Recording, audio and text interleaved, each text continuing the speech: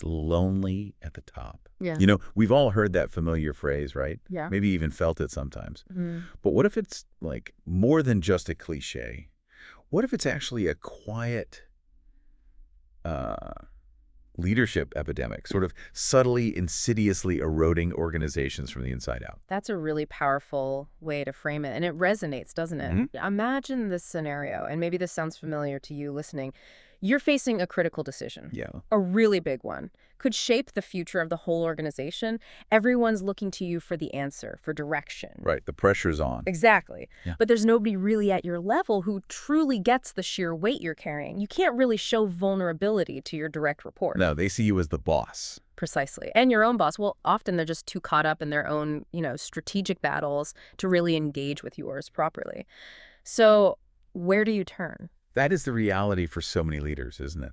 And that's exactly what we're going to dive into today. We're digging into the key insights from this really powerful article by Kevin Davis called The Loneliness of Leadership. Our mission here in this deep dive is basically to cut through all the noise and give you a shortcut to understanding this really critical but often overlooked part of leadership. Yeah, we want to uncover some surprising facts, look at the hidden costs of this isolation. And crucially, figure out what leaders really need to actually thrive. Not just survive, but thrive. And hopefully you'll walk away with some practical takeaways you can apply. Doesn't matter if you're a CEO facing those huge challenges or a manager leading a team. Or even just someone curious about what makes leadership really work effectively. Exactly. Okay, so we've established it's not just a feeling, not just anecdotal. What does the data actually tell us? How widespread is this silent epidemic Kevin Davis talks about? Well, honestly, it's quite startling when you look at the numbers. Take the Harvard Business Review findings. They found that a staggering 50% of CEOs report feeling lonely in their role. 50%. Wow. Think about that. Half of all the top executives feeling isolated. And it gets maybe even more concerning when you look at what Stanford's Graduate School of Business found. Okay. Two-thirds of senior executives don't get any coaching or leadership advice. Two-thirds. That's huge. It's a massive quantifiable gap in support right there at the top for the people steering the ship. Those numbers are just, Yeah. staggering. Sure. 50% of CEOs lonely, two-thirds of senior execs without coaching. It really hammers home the scale of this problem. So, okay, beyond the personal toll, how does this actually ripple through an organization? What are the real impacts of this kind of isolation? That's the critical bit, isn't it? This isolation, it's not just uncomfortable for the leader, it's genuinely dangerous for the organization's health overall. Well, think about it.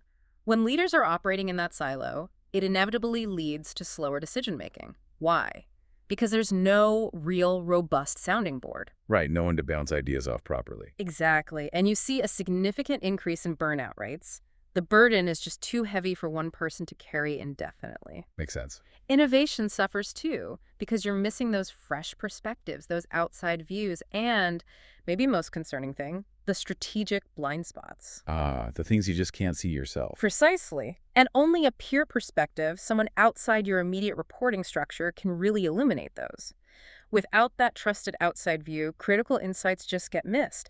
And that leads to, strategies that are suboptimal or sometimes even fundamentally flawed. So if that's the reality, why do the traditional support systems fall so short? Because, intuitively, you'd think leaders would have someone they could turn to. But Kevin Davis's work makes it clear these usual avenues just aren't cutting it for that deep strategic support. Why? It's fundamentally a mismatch. Let's sort of break it down. First, your direct reports. Okay. Now, they're absolutely vital for your team's success, obviously, but they simply can't give you that true peer-level perspective. Because they see you as the boss. Exactly. There's that power dynamic. It inherently prevents the kind of deep, maybe even vulnerable strategic conversation you really need. Okay, that makes sense. And then you look up the chain, right, to your own boss or maybe the board. Seems like they should be a resource. Yeah, I think so. But the article points out they're often just too removed from your day-to-day reality. Or, frankly, just too busy managing their own high-level priorities to fully engage with your specific strategic dilemmas. Yeah, the different level of focus, a different set of problems they're wrestling with. Right. And even things like industry conferences. Yeah. They seem helpful, right? Great for networking, catching up on trends. Sure, you make contacts. But they often lack the ongoing, trusted relationships you need for real strategic thinking. For those deep dives into issues, it's just too episodic. A yearly event isn't going to build that consistent deep bond of trust. So if direct reports aren't the answer, and bosses aren't quite right, and conferences are too infrequent, what is truly missing here? We painted that picture earlier, didn't we? The leader feeling the weight, nowhere to turn. Yeah. And the research seems crystal clear. It's those genuine peer relationships. Other leaders who actually understand your world, your challenges. That's it. And based on, decades of work with literally thousands of leaders, Kevin Davis really boils down what leaders really need into 5 critical elements. 5 things that can fundamentally shift that isolated experience. Okay, let's hear them. What's the first one? The first is the need for thought partners, not just advisors. Think about that difference. Most leaders have people reporting to them, or maybe external consultants with their own agendas. Right. But where do you go to truly wrestle with a strategic problem? To have someone challenge your half-baked idea without judgment, just for the sake of making the idea better. Someone without an angle. Exactly. That's what a true thought partner brings. That unfiltered, high-level collaborative problem solving. It's often the missing piece for real breakthrough thinking. Okay, thought partners. That makes a lot of sense. What's next? This next one, regular mental space, really hits home, I think. The article stresses how crucial it is to have monthly breaks from being constantly in the work. Right, the day-to-day grind. To step back and work on the work. And that doesn't mean clearing your inbox or ticking off tasks. No. It means dedicated, uninterrupted time to focus on your leadership, your strategy, your growth. How often do leaders genuinely carve out that time? Almost never. That sounds about right for many. Which I guess leads straight into the third point. It does. The third need is safe vulnerability. Leaders desperately need a secure place, a trusted space, where they can admit they don't have all the answers, where they can voice doubts, explore those half-formed ideas. Without worrying about the politics. Yeah. Or looking weak. Exactly, without fear of consequences. If you don't have that, crucial hesitations just stay buried, unexamined. And leaders carry this immense stress completely alone.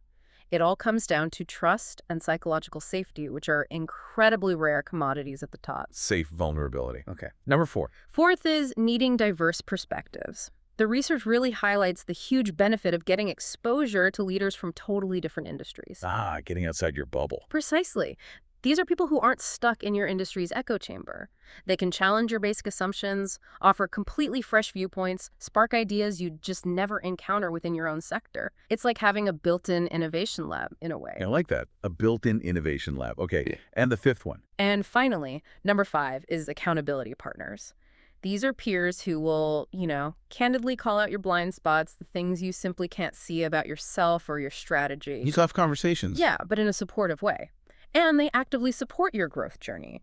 It's not just about venting or sharing problems. It's about committing to solutions and having someone genuinely invested in seeing you follow through, someone who will hold your feet to the fire, but constructively.